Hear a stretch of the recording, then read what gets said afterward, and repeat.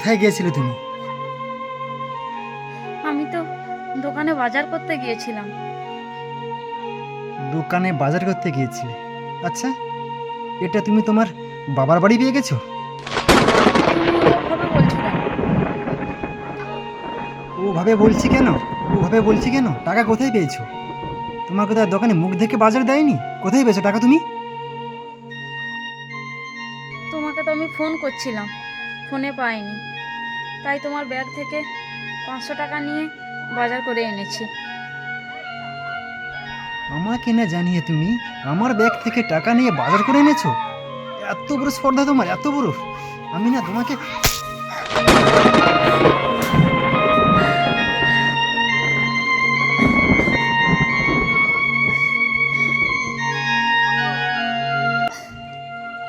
দ্বিতীয়বার দ্বিতীয়বার এই ভুলটা যেন না হয়। কানে না তুমি ঢুকিয়ে নাও ভালো করে।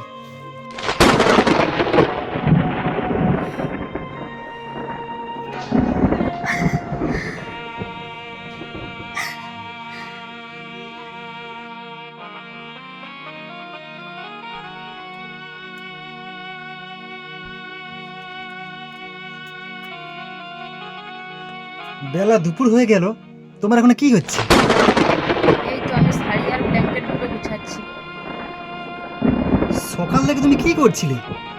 এখন ব্ল্যাঙ্কেট পড়ে আছে, বালিশ এলোমেলো হয়ে পড়ে আছে। তুমি তুমি কি একটু ঠিকঠাকভাবে কাজ করতে পারো না? ঠিকঠাক করেই বলতে, আমি তো ঠিকঠাক করেই কাজ করছি। তুমি তো সকাল হলে একটা কাজে বেরিয়ে যাও, আর আমাকে সংসারে সারা কাজ করতে হয়। সকালবেলা উঠে পড়ে স্নান করলাম, রান্না করলাম, মন্দির ধোয়ালাম, এখনো গরুর ঘাস কেটে গরুর খাবার তৈরি করা হয়নি। আমি কি বসে আছি নাকি? সুস্মিতা, তুমি আবার মুখের উপরে তর্ক করছো? আবার তোমাকে না আমি... মারো, তুমি আরো মারো। থেমে গেলে কেন? মেরে মেরে আমাকে মেরে ফেলো, একদম শেষ করে ফেলো। আমার বাবা মা তোমাকে বিয়ে দিয়েছে তোমার হাতে মার খাওয়ানোর জন্য। মেরে ফেলো আমাকে, আমি বাঁচতে চাই না, মেরে ফেলো। সুস্মিতা, দ্বিতীয়বার দ্বিতীয়বার যদি আমি তোমার কাজে ভুল দেখি, দ্বিতীয়বার তুমি কিন্তু আমার হাত থেকে ছাড়া পাবে না। আর কি বললে? তোমার বাবা মা মার খাওয়ার জন্য আমার হাতে দিয়েছে? ঠিকই তো, মার খাওয়ার জন্যই তো দিয়েছি। একটা কথা মনে রাখো, মেয়েরা সবসময় ছেলেদের পায়ের নিচে ছিল এবং থাকবে।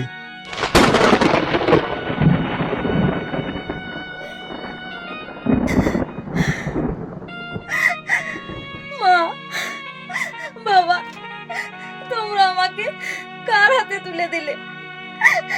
তোমরা বিয়ের পর একবারও আমার খোঁজ খবর নাওনি আমি কেমন আছি।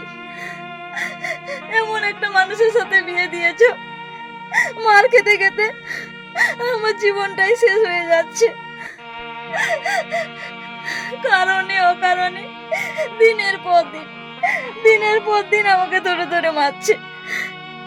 আমার আর ভালো লাগছে না, আমার বাঁচতে ইচ্ছে করছে না, আমার একদম বাঁচতে ইচ্ছে করছে না।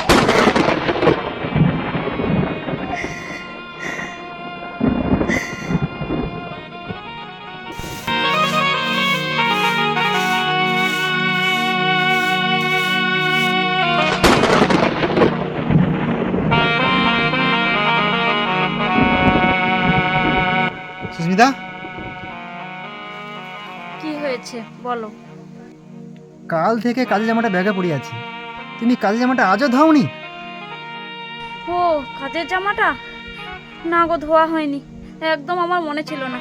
এ কাজ করো না, তোমার তো আরো কাজের জামা আছে, তুমি আজকে সেই জামা নিয়ে চলে যাও। মনে ছিল না? মনে ছিল না? তাহলে মন কোথায় যায়? কোথায় যায় বলো? মানে আজ একটা চর মারতে না তোমাকে ইচ্ছে করছে না। 1 মিনিট, তুমি অনেক আমার উপর অত্যাচার করেছো, কিন্তু আর নয়। এবার থামো, তুমি বলছি, থামো। কি? যত বড় মুখ নয় তত বড় কথা। তাছাড়া তুমি আমার উপর ওভাবে কথা বলছো তুমি? বলছি না, বলতে বাধ্য হচ্ছি আজ। আর চুপ করে থাকাটা আমার দুর্বলতা নয়, ওটা আমার ভদ্রতা, সভ্যতা। আরে হ্যাঁ, তুমি কি বলছিলে সব সময় মেয়েরা পুরুষদের পায়ের নিচে থাকবে? তাহলে তোমার মাও তো একজন সেই সমস্ত পুরুষদের পায়ের নিচে থাকা মেয়েদের মধ্যে একজন মেয়ে। এক্ষেত্রে তুমি কি বলবে? বলো, কি বলবে? এসব কি বলছো তুমি? আসলে তুমি আমাকে অপমান করে সমস্ত নারী জাতিকে তুমি অপমান করেছো, তোমার মাকে তুমি অপমান করেছো।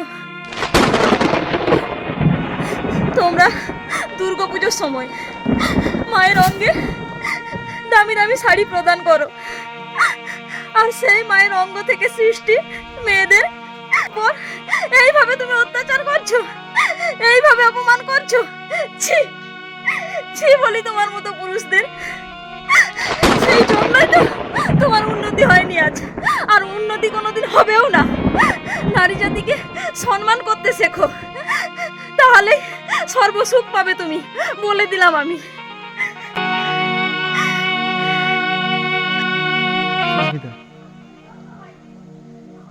আমি দুঃখিত, তুমি আমাকে ক্ষমা করে দাও।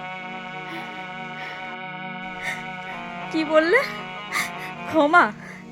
হ্যাঁ, আজকে আমি না হয় তোমায় ক্ষমা করে দিলাম, কিন্তু দিনের পর দিন তুমি যে আমার মনের মধ্যে দাগ কেটে দিয়েছো, কষ্ট দিয়েছো, সেটা কি করে মেটাবে তুমি? বলো, কি করে মেটাবে? আমি আর এ সংসারে থাকবো না গো, আর এ সংসারে থাকবো না। আমি যেদিকে দু চোখ যায় চলে যাব। সুস্মিতা, ছোটবেলা থেকে আমি আমার মা বাবার ভালোবাসা পাইনি, আমাকে কোনোদিন ভালোবাসেনি, আর আজ বিয়ে হয়ে তোমারও ভালোবাসা পেলাম না।